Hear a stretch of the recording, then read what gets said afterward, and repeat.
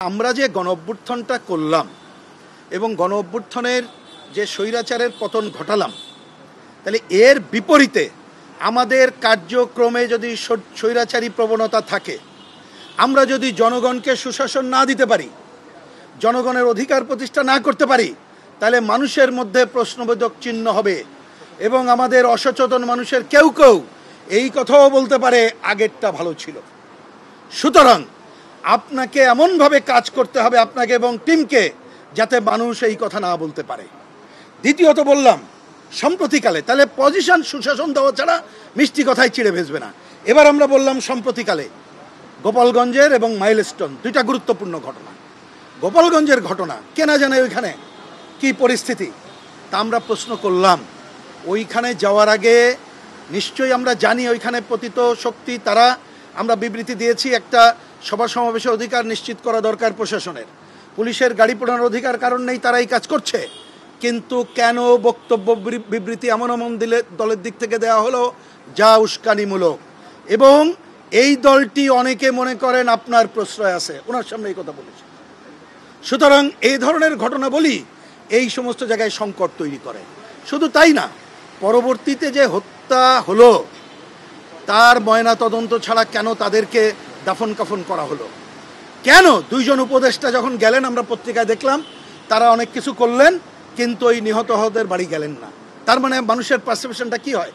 এর আগে পতিত স্বৈরাচার যখন মানুষ মারা গেছে কি হয়েছে? স্থাপনা নিয়ে কান্নাকাটি করছে। তাহলে তো দেখা যাচ্ছে বিষয়টা আপনাদের তেমন। তাহলে এই হলে তো আপনি পারসেপশন দূর করতে পারবেন না। মাইলস্টোনের ঘটনা এত বড় ঘটনা, একটা সরকার যদি মিনিমাম থাকে যত দুর্বল হোক, সে তো নিয়মিত একটা ব্রিফিং করবেন, কেন উল্টোপাল্টা কথা হবে?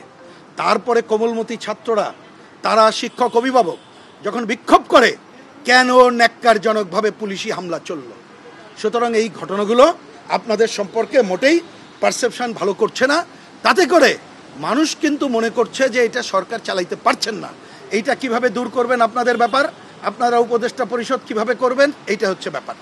ওনারা একটা কথা আর একটা বললাম যে আপনি দেখলাম প্রেস অনেক জায়গায় এইখানে এসে বলেন শুধুমাত্র পতিত শক্তির কথা। নিঃসন্দেহে পতিত শক্তি তারা তো নানা ধরনের সুযোগ নিতে চাইবে, কিন্তু আমরা বলেছি তিনটা শক্তি সম্পর্কে সচেতন থাকতে হবে এবং এই ব্যাপারে আপনাদের দায়িত্ব পালন করতে হবে।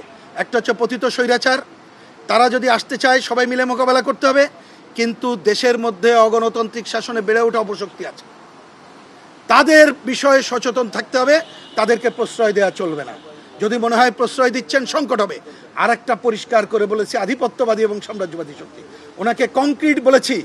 এই যে আমেরিকার সাথে যে অসম বাণিজ্য চুক্তি, এইখানে রাখাইনকে যে করিডোর দেওয়া, বন্দর দেওয়া, এইগুলো আধিপত্য এবং সাম্রাজ্যবাদের নিদর্শন।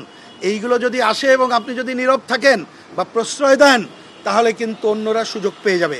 সুতরাং পথ একটাই, সুশাসনের জায়গায় আসা, আর এইটা করার জন্য আমাদের সামনে একটাই পথ, দ্বিতীয় কোনো পথ আর নাই, কারণ আপনারা তো সব কিছু পারলেন না। সুতরাং সুনির্দিষ্ট নির্বাচনের তারিখ ঘোষণা করার জন্য নির্বাচন কমিশনকে বলে দেন, এবং নির্বাচন কমিশন সেই পথে যদি হাঁটে, আমরা যদি সবাই মিলে হাঁটতে পারি সহযোগিতা করে, তাহলে সংকট দূর করতে পারবো। এবং আপনি কোনো দলের প্রতি আপনার মায়া মমতা বেশি এবং আপনার দল হিসাবে যদি চিহ্নিত হয়, তাহলে এই সংকট থাকবে।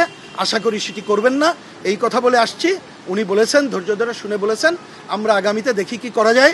আমরা আশা করব যদি ওনারা পজিটিভ ভূমিকা নেয়, আগামীতে ডাকলে হয়তো বা আসবো। যদি দেখি এই কথা শুনে কাজ হচ্ছে না, ডাকলেই আসবো, এমনটি চিন্তা করলে ভুল করবে।